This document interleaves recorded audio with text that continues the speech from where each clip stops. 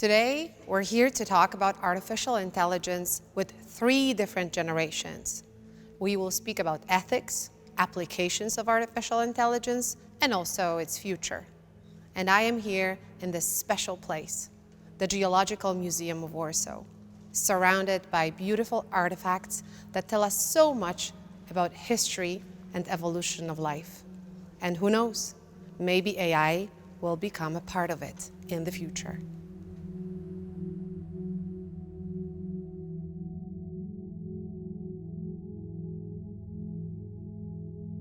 What is AI? Okay, AI means artificial intelligence. But in order to answer your question, Jonas, I guess I have to ask you first. We can also ask Anastasia, what does it mean to be intelligent? What do you think? Like to be like smart and like do the right things. Yeah, very good. Well, actually, it means to be smart. And to be smart means to be able to learn from the experiences, to be learned from some things that have happened, and to, well, behave in a different way later on because you've learned how to behave. And for artificial intelligence, it's pretty much the same. You can build a computer program that's going to learn and over time behave differently. So you can say at the beginning, it's just going to, let's say, recognize some objects like cats on the picture very poorly. But over time, because it learns, it's going to start to recognize those cats really, really well. And that means that it's not just a typical computer program, but it's an AI. Is AI evil? Are robots evil? Like Terminator? It's a great question.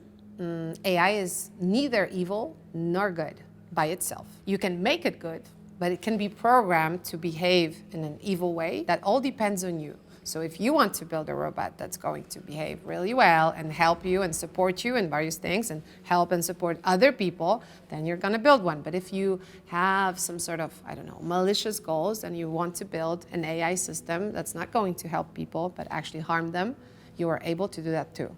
It's all actually a matter of our decision. We are determining the way AI will be. Why people build robots? People build robots for various reasons. They build robots because they want to gain some help from them. If something's very heavy for them, a robot can carry that for them. But they also build robots because in some situations, they cannot do some things that a robot could do. Imagine a situation when there is a coronavirus pandemic somewhere happening. And for human to access that area, it would be really dangerous. It would not be safe because that person could get sick. But for a robot to drive there and bring medicines to all the people who are there and are infected is actually a very good idea. So we build interventional robots so that they can help us in places where people cannot access.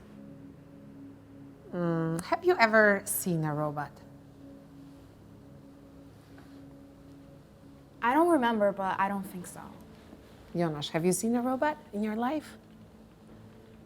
No. No. How about a smartphone? Have you ever used a smartphone? Oh. No. Well, you are using a smartphone here and now, so I guess, in fact, you are using a little robot. It's a piece of artificial intelligence. You know where that is exactly? It's like when you hold your phone and you set your camera on your face, the system will recognize you. It will say it's Jonas. And actually, that's artificial intelligence. Yes. It is. And how about Alexa? Have you ever spoken to Alexa? Siri? Siri or Siri? I have Siri because I'm not using. But you're not using it. Okay. I have spoken to both. Okay. How was that for you?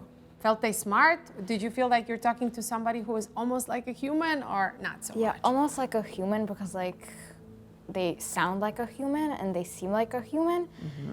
But like they know a lot, but sometimes when you just like talk to Siri, then she doesn't understand everything.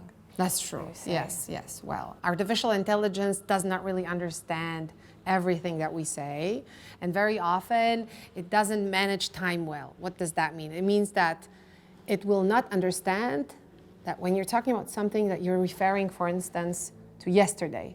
For artificial intelligence, yesterday means nothing. For us, it means like a real day that has happened before today. So for AI, this is very, very hard.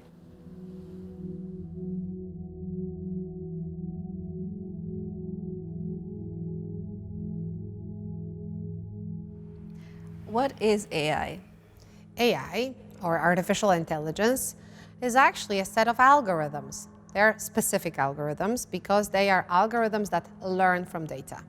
And they can learn in a supervised way, where you intervene, in an unsupervised way, where you don't intervene or not so much, and through reinforcement, which means that they learn from their own experiences and mistakes that they've made. That's interesting. And so what are the main applications of artificial intelligence, and in which sectors does it develop? I think currently there are no areas that artificial intelligence could not transform. From agriculture to retail, from logistics and transportation to the medical sector and healthcare, actually AI is and can be everywhere. And also when you think about enterprise functions, you can say that AI can be very helpful in security, very helpful in marketing, in sales, in recruitment. Actually, whenever you think about any kind of enterprise function, AI can be placed there and optimize the process. What are your ideas about the future? What would you like to do professionally? I would like to go into marketing. Okay, all right. For a marketing student and future marketing professional, artificial intelligence can be very good and useful because it can help you in targeting your consumers and understanding their needs better. There are specific algorithms for that. They're called clustering. So AI is very helpful to students as well. Well, for students, I think artificial intelligence can become a very important tool of recommending courses for them. So in the future, you will think about education as puzzles and pieces of puzzle that you connect together. And AI can help you to find a course that is well aligned with your future career path. When we think about global change, climate change, this is a very big topic now. And how can AI help in this sector? So in terms of sustainable development and a climate crisis, AI can be very useful, and I don't think it really reaches its potential yet, but we're getting there.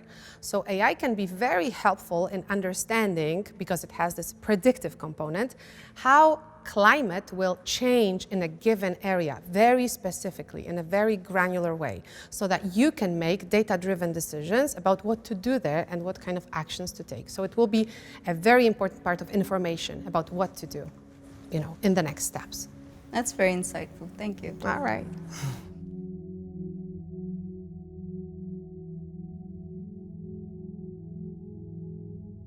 What is AI? AI, or in other words, artificial intelligence, is a scientific discipline, and it covers robotics, expert systems, but also machine vision. So those algorithms that allow us to detect objects or can generate objects and images by themselves. AI is also natural language processing, so various text-to-speech solutions like virtual assistants, or machine translation, where you can algorithmically translate from French to Polish or to English or to German. AI is also expert systems, and it's also optimization systems of different kinds, and obviously it's also machine learning, so a set of algorithms that allow other algorithms to learn what's needed. And that would pretty much be it. Can I trust AI? You can trust AI, and you should be able to trust AI, but only when it's built according to certain principles.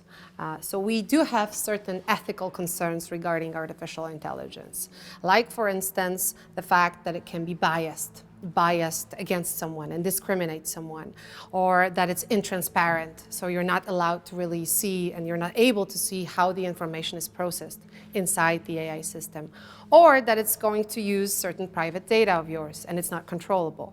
So we have to address all the issues and build AI that is trustworthy, meaning that it's controllable, that it's fair and non-biased, and that it's transparent. And then you'll be able to trust it. I hope our children will trust AI.